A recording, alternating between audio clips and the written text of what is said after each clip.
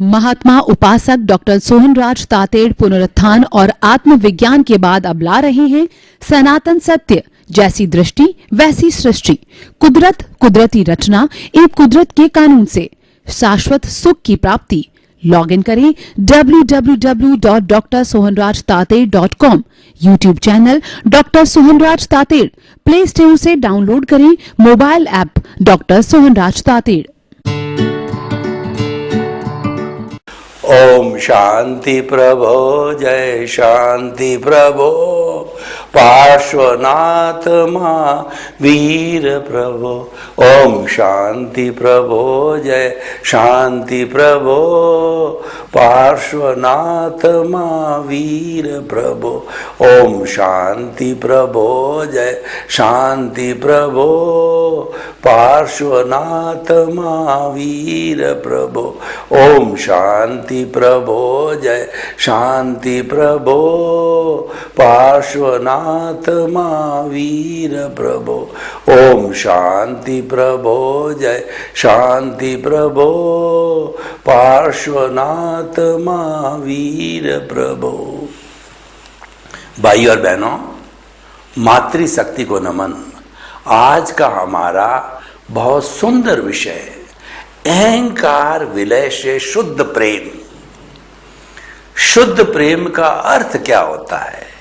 ऐसा प्रेम जिसमें राग द्वेष न हो, जिसके अंदर जो है वह किसी भी तरह का ब्लेम और क्लेम नहीं हो, वह शुद्ध प्रेम होता है। पति पत्नी के बीच का शुद्ध प्रेम, और भक्त और भगवान के बीच का प्रेम, पुत्र पिता के बीच का प्रेम, दोस्त और दोस्त के बीच का प्रेम। शुद्ध प्रेम वह होता है जहां शर्तें नहीं हो। शर्तों के साथ जो प्रेम किया जाता है वो प्रेम नहीं है, वह धोखा है, वह छलावा है और वह स्वार्थ है। अरे जब शुद्ध प्रेम कर लिया तो फिर स्वार्थ को तो अलग रखो। स्वार्थ के तो जुड़ते ही अशुद्ध हो जाता है। देखिए, हम कहते हैं निष्काम कर्म करो या निस्वार्थ सेवा करो, तो निस्वार्थ का अर्थ ही अपने आप हो गया कि स्वार्थ नहीं रखना है। यानी आप जो काम कर रहे हो उसके मजदूरी या पैसे नहीं लेने हैं। अगर हम पैसे लेते हैं तो फिर हम अपना रूटीन का दुनिया का काम करते ही है। डॉक्टर करता है, इंजीनियर करता है, मजदूर करता है, और जो है बाल काटने वाला करता है, और जूता जो है वो गांठने वाला करता है। सब अपनी अपनी मजदूर का काम करते ही है ना। बुरा नहीं है, क्योंकि हर एक को अपना ग्रस्त जीवन चलाने के लिए, आजीविका के लिए तो पैसे की व्यवस्था तो करनी पड़ेगी, तो वो तो जायज है। लेकिन जब कोई व्यक्ति ने अगर जीवन का ध्येय बनाया है कि मैं मेरे जीवन में प्रतिदिन कुछ न कुछ निस्वार्थ सेवा करूंगा, तब ये बात हमने कही है। तो शुद्ध प्रेम भी जो है उसका एक आनंद और होता है। तो ये शुद्ध प्रेम जो है वो कैसे प्राप्त होता है? वो प्राप्त होता है राग द्वेष को हटाने से प्राप्त होता है। देखिए, सोना है और सोने के अंदर कोई अशुद्धि है तो सोने को तपा करके, केमिकल रिएक्शन करके उस अशुद्धि को दूर कर दिया जाता है। तांबा है या टिन है वगैरह है, अशुद्धि को दूर करने के बाद में वह सोना 24 कैरेट का बन जाता है। वो लंगड़ी बन जाती है, 999 का जो है का वो बिस्किट बन जाता है। तो वो जो है वह शुद्ध है, वो विशुद्ध है। उसी तरीके शुद्ध प्रेम होता है। शुद्ध प्रेम के अंदर कोई भी प्राप्ति का लक्ष्य नहीं रहता है, शुद्धता होती है। तो भाई और बहनों, कि ये प्राप्त कैसे होता, अब हम इस विषय में घुसते हैं। तो अशुद्ध करने वाली चीज कौन सी है? प्रेम को जो अशुद्ध करता है। प्रेम के लिए देखो, कबीरदास जी ने कितना सुंदर कहा है कि पोथी पढ़ पढ़ जग मुआ और पंडित भयानक होए, ढाई आखर प्रेम का और पढ़े सो पंडित होए। प्रेम एक बहुत बड़ा रसायन है। प्रेम जब पैदा होता है भीतर, विशुद्ध प्रेम होता है, सेरोटोनिन जैसे आनंद देने वाले हार्मोन होते हैं।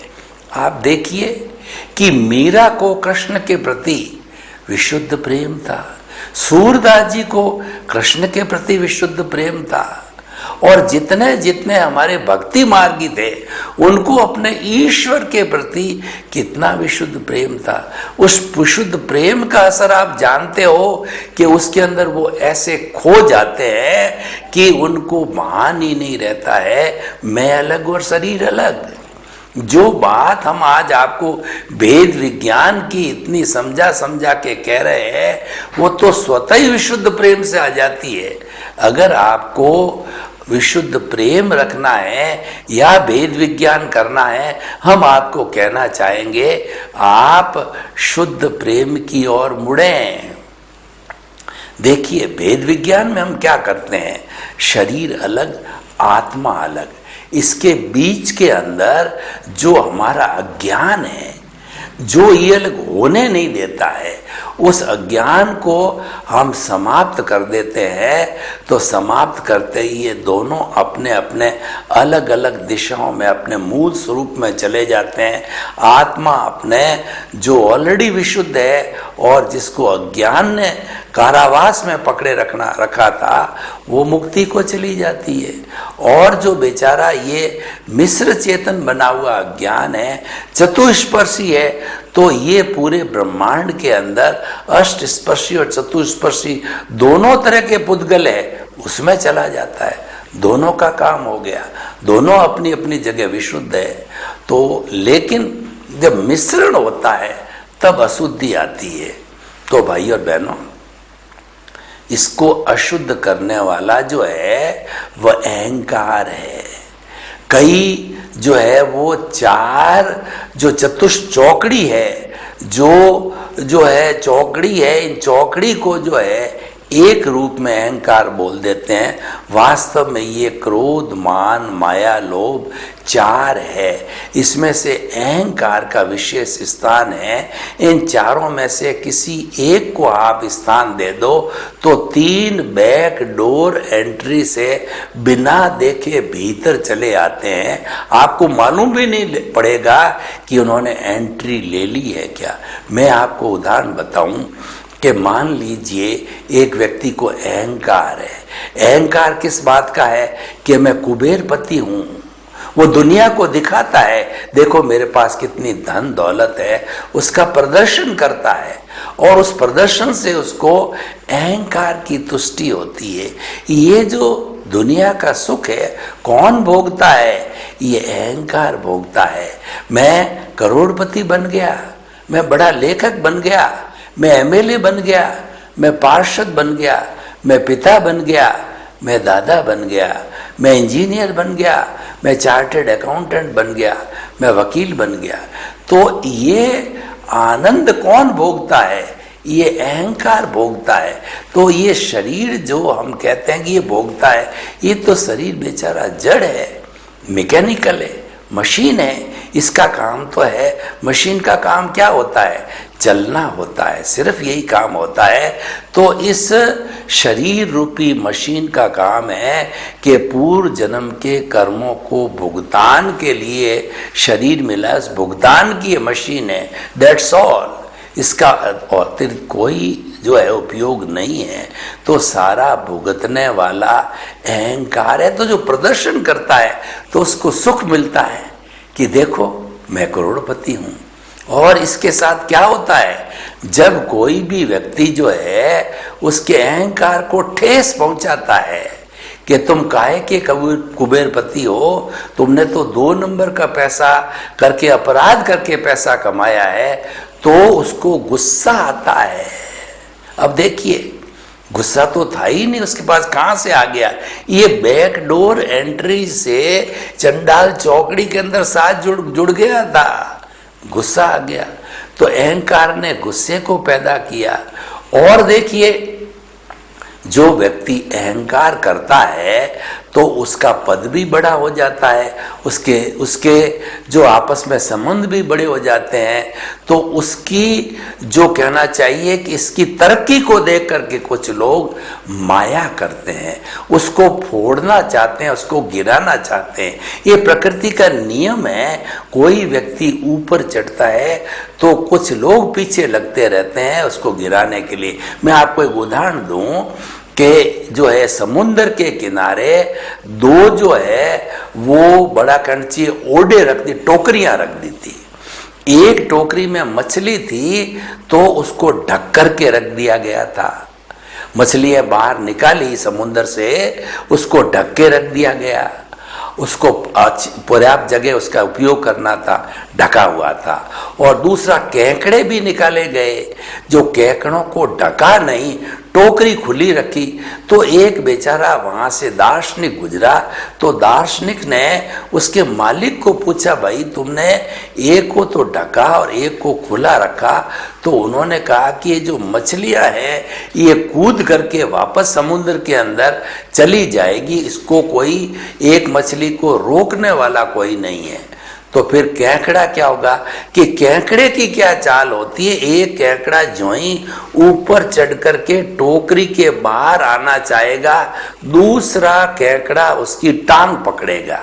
चाहे चारों तरफ केकड़े जो है ऊपर चढ़ने लग जाए तो दूसरा के चारों तरफ के केकड़े नीचे वाले उसकी टांग पकड़ के खींचेंगे और किसी भी सूरत में वो केकड़े उस टोकरी से बाहर निकल के वापस समुद्र में नहीं जा सकते। आप समझे? हम ये समझ पाए कि केकड़ा नीति ये होती है कि जो व्यक्ति विकास करता है, बढ़ता है, तो समाज के लोग, उसके घर के लोग उसकी टांग खींच करके उसको नीचे गिराना चाहते हैं, उसकी अवनति करना चाहते हैं, उसके साथ माया करते हैं। अवनति कब होती है कि माया से होती है, छल कपट करते हैं। तो देखिए ये छल कपट भी उसके साथ जुड़ गया। तो अहंकार आया, क्रोध आया, माया आई, और उसके बाद में जब उसके पास करोड़ रुपया होता है तो वह सोचने लग जाता है 2 करोड़ कर दूं, 4 करोड़ कर दूं, 6 करोड़ कर दूं। लोभ की प्रवृत्ति चलती रहती। यानी हमने तो बुलाया एक अहंकार को था और ये 3 कहां से आ गए?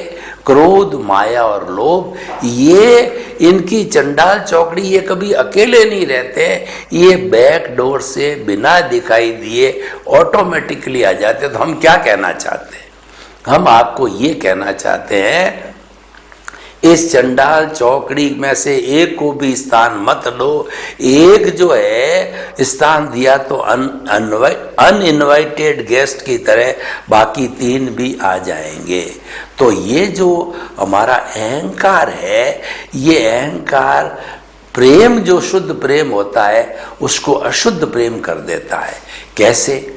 देखिए कि भगवान और भक्त है, उन दोनों के बीच के अंदर शुद्ध प्रेम है, और शुद्ध प्रेम होने के कारण जो है एक व्यक्ति ने भक्त को जो है वह उसको जो है रॉन्ग बिलीफ कर दिया, उसको रॉन्ग फीडिंग दे दी कि तू इतने समय से जो है इस भगवान की भक्ति कर रहा है, तो इस भगवान की भक्ति से तेरे को क्या मिला? तेरे को क्या सुख मिला, क्या आनंद मिला, तूने क्या प्राप्ति कर दी? यानी रॉन्ग बिलीफ करके उसकी जो भावधारा है, उसके समर्पण को डावाडोल कर दिया।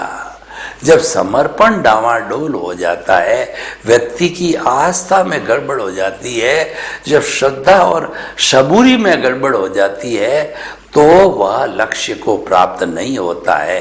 तो कहने का अर्थ यह है कि जब व्यक्ति को जो है उस अहंकार की वजह से जो है वह जो दोनों के बीच में जो प्रेम था, भक्त और भगवान के बीच का जो शुद्ध प्रेम था, उसमें उस रॉन्ग बिलीफ ने जो है बाधा पैदा कर दी। इसीलिए कहा जाता है कि सूरदास की काली कमरिया चढ़े न दूजो रंग, कि आपको जीवन के अंदर हमेशा ध्यान रखना चाहिए, एक बार आप जिस राइट बिलीफ को, राइट विजन को जो है प्राप्त कर लेते हो सम्यक दर्शन को, वो कभी छोड़ना नहीं चाहिए।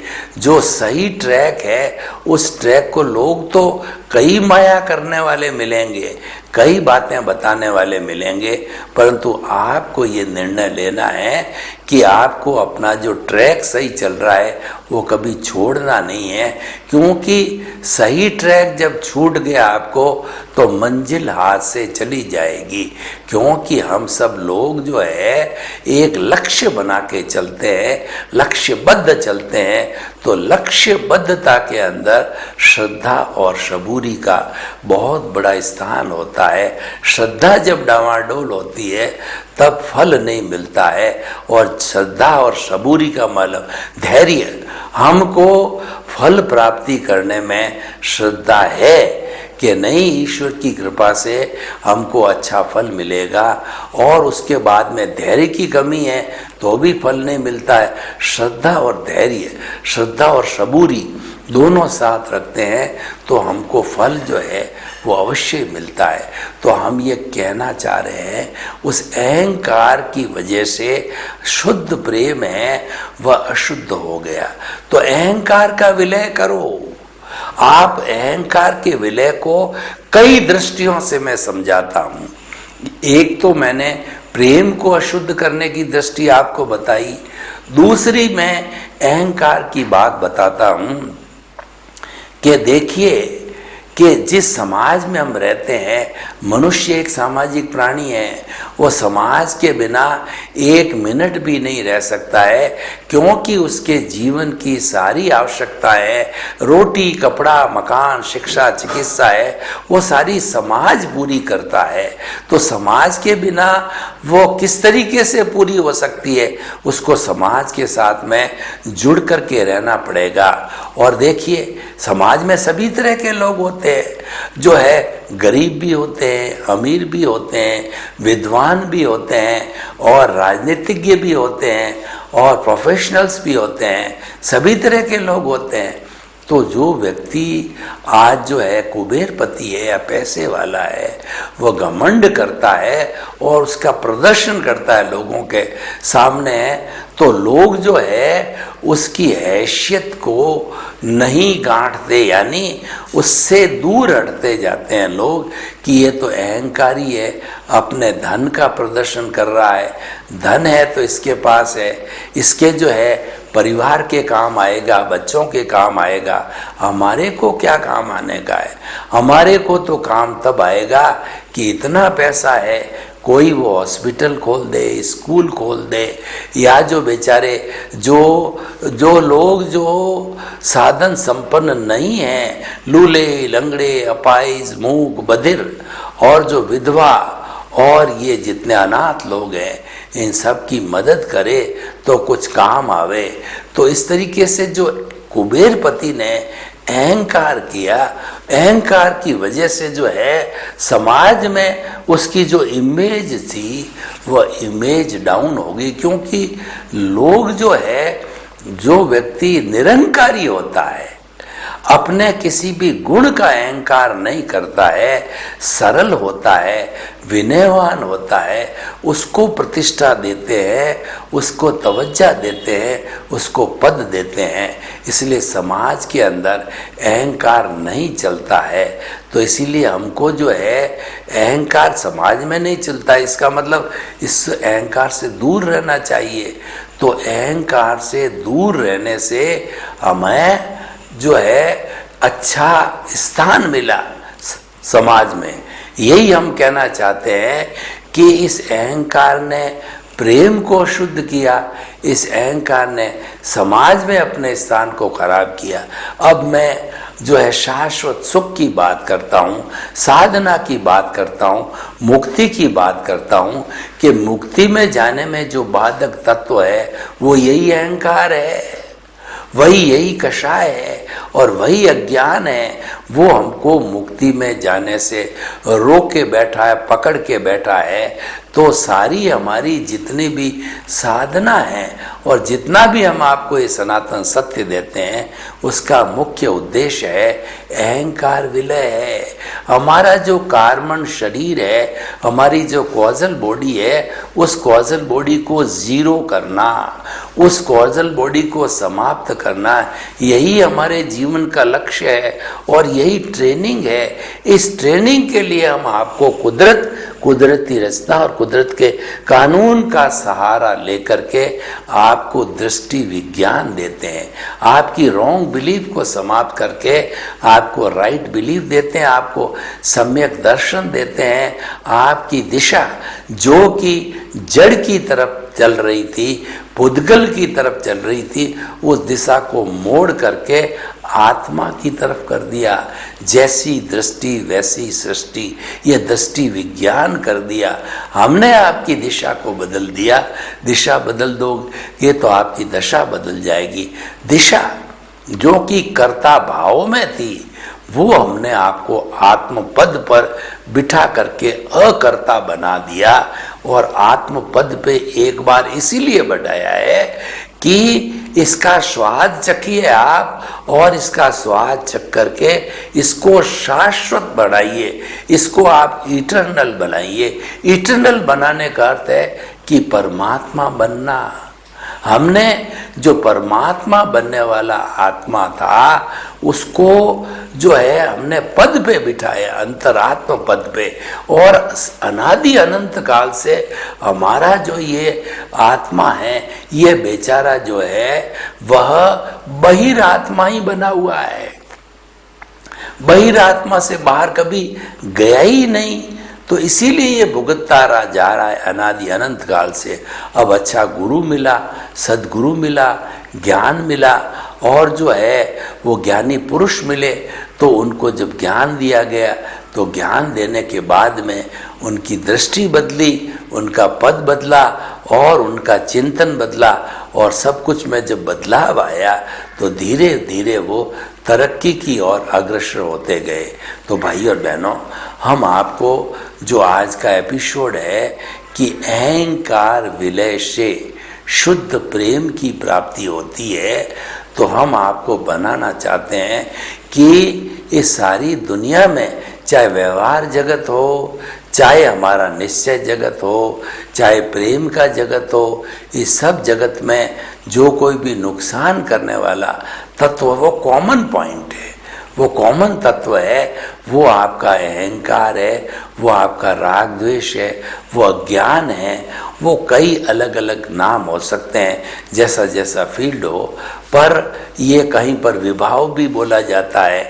स्वभाव में रमण करना यानी हम आगे की ओर, मुक्ति की ओर अग्रसर हो रहे हैं, और विभाव में रमण करना इसका मतलब 84 लाख जीवा योनि में जो है वो घूमने वाले हो गए। स्वभाव का रमण का मतलब प्रज्ञा का जगत, और विभाव के रमण का अर्थ होता है अज्ञा का जगत, यानी दोनों पूर्व पश्चिम हो जाते हैं। तो एक तो जो हमारा रूटीन का जीवन अनादि अनंत काल से चल रहा है और हमने उसको परिवर्तन किया, क्योंकि हम विकास करना चाहते हैं। जब तक आपकी दृष्टि सही नहीं होगी तब तक सृष्टि सही नहीं हो सकती है। तो दृष्टि को सही करने के लिए दृष्टि विज्ञान दिया जाता है। आपको जो है एक ऐसा जंक्शन पॉइंट दिया जाता है, आपकी बुद्धि को चेंज किया जाता है। जो बुद्धि संसार में भटकाने वाली थी कि ये अच्छा है, ये बुरा है, और ये व्यक्ति अच्छा नहीं, ये व्यक्ति अच्छा है, इसको छोड़ दो और इसको जो है वो पास में नहीं बुलाना, ये सब राग द्वेष की प्रक्रिया, ये अज्ञान की प्रक्रिया हम जन्म जन्मांतर से करते आए हैं। लेकिन अब पुण्योदय हुआ, समय अच्छा आया, गुरु मिला, ज्ञानी पुरुष मिला, उन्होंने हमको ज्ञान दिया, अनंतानुबंधी कषाय को समाप्त किया और ज्ञान दे करके हम महात्मा ज्ञानी मुमुक्षु बन गए। और अब हमारा उसका उपयोग चालू रहता है, क्योंकि एक बार सम्यक दर्शन को प्राप्त कर लिया तो फिर हम उसके विकास की बात करते रहते हैं कि विकास को आगे बढ़ने के लिए हम प्रीति थी, जागृति और अनुभव का फॉर्मूला लगाते हैं, वह धीरे धीरे उस प्रैक्टिस के जरिए स्वतः ही जो है वो हमारे को धीरे धीरे साल्वेशन, इमांसिपेशन और जो कहना चाहिए free from all the bondage और कहिए शाश्वत सुख का जो है वह नींव भी लग जाती है और कुछ जन्मों के अंदर शाश्वत सुख को प्राप्त भी कर लेते हैं, सिद्ध बुद्ध भी मुक्त बन जाते हैं। इस मानव जीवन के लिए कोई असंभव चीज़ नहीं है, बस ये है कि उसकी श्रद्धा जगनी चाहिए और जब श्रद्धा जग गई तो व्यक्ति there is a will, there is a way, हमारे सामने विल होनी चाहिए। विल नहीं है तो कोई वे नहीं है। एक व्यक्ति कोई अपने कार्य को कंसंट्रेट करता ही नहीं है और वो इधर उधर के हवाई किले बनाता है, वो समय यूँ टाइम मैनेजमेंट करता नहीं है और टाइम यूँ ही वेस्टेज कर देता है। तो जब समय को बर्बाद करता है तो समय उसको बर्बाद कर देता है, क्योंकि मनुष्य को समय के साथ चलना पड़ता है। वो समय किसी का इंतज़ार नहीं करता है, समय के साथ हमको चलना पड़ेगा कि हमें जो है जो वर्तमान का समय मिला है उसमें ही जी करके और कठिन परिश्रम करके हमें अपने जीवन का निर्माण करना पड़ेगा, ऐसा जीवन कि उससे हमको शाश्वत सुख की प्राप्ति हो जावे। तो भाई और बहनों, जो आज का ये हमारा जो विषय है बहुत ही सुंदर विषय है, क्योंकि अल्टीमेटली हमको विशुद्ध प्रेम को प्राप्त करना है, क्योंकि विशुद्ध प्रेम में ब्लेम नहीं होता, क्लेम नहीं होता है। और जहाँ पे ब्लेम और क्लेम नहीं होता है वहाँ ऑनरशिप नहीं होती, डूअरशिप नहीं होती। जो अपने आप को कर्ता मानने की स्थिति पैदा होती है उसके पीछे ऑनरशिप, डूअरशिप है, उसके पीछे ब्लेम और क्लेम है। तो हम आपको बताना चाहते हैं कि 4 पॉइंट्स को अपने जीवन से एकदम निकाल दीजिए, इतना दूर फेंक दीजिए कि वो कभी पास नहीं आ सकता। वो है ऑनरशिप, डूअरशिप, ब्लेम और क्लेम। मैं ऑनरशिप का आपको एक एग्जाम्पल देना चाहता हूँ कि मान लीजिए एक अच्छा बंगला है और उस बंगले के अंदर कांच ही कांच लगे हुए हैं। तो कोई एक 10-15 साल का बच्चा आया और उसने पत्थर मार करके हमारे एलिवेशन के कांच को फोड़ दिया। तो हमको बहुत बुरा लगा कि सारा अपीयरेंस ख़त्म हो गया और हम जो है उस बच्चे को पकड़ने के लिए गए, पकड़ में नहीं आया, घर चला गया। तो माँ बाप के पास चले गए, किसी न किसी रूप में हमने, चाहे माँ बाप के माध्यम से हो चाहे खुद हो, उस लड़के को डांटा, फटकारा, उसको पनिशमेंट दिया कि आपने हमारे इस घर का आउटलुक, ये एलिवेशन, ये पत्थर मार के कांच फोड़ के खराब किया और हमको दुख भी हुआ। अब देखिए हमको कष्ट भी हुआ क्योंकि हमारे मकान का अपीयरेंस खराब हुआ है। अब क्या होता है, वो मकान हमने बेच दिया।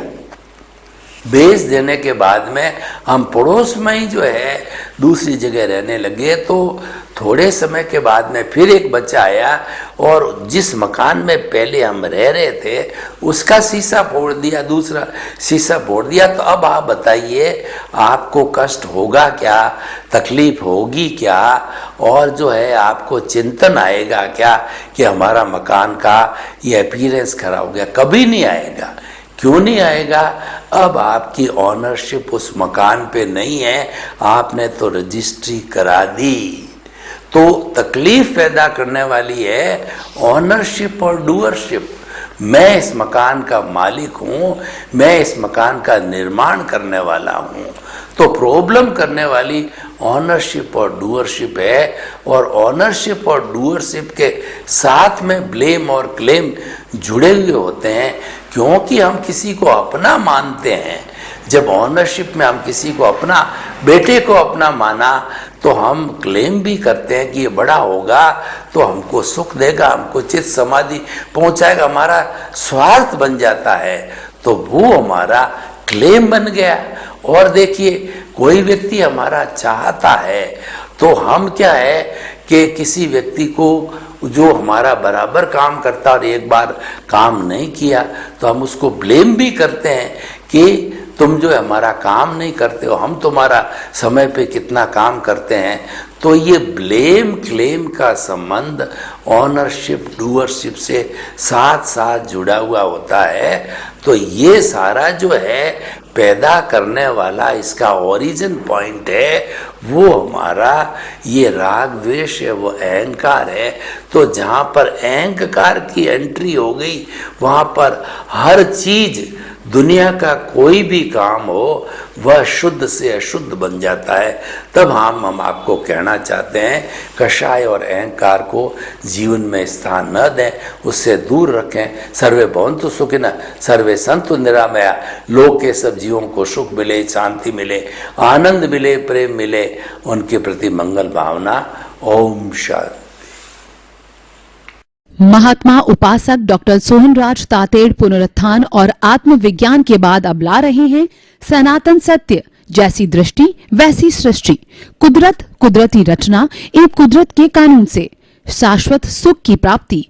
लॉग इन करें www.drsohanrajtated.com। YouTube channel doctor Sohanraj Tater, play store से डाउनलोड करें mobile app doctor Sohanraj Tated.